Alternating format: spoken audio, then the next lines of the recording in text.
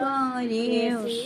से अरज करे हो सीता हम त जाइले मधुबनवा कैसे के तुमवा रहबू कैसे के घरवा रहबू ससुर हो सिंगार कतय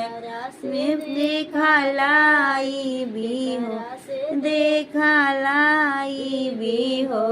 राजी के कारा पलंग चढ़ी बैठ बीरनिया कहाई बीरनिया कहाई पसोय हो सिंगार कहता से देख लई माता से देख लई हनु हो सीता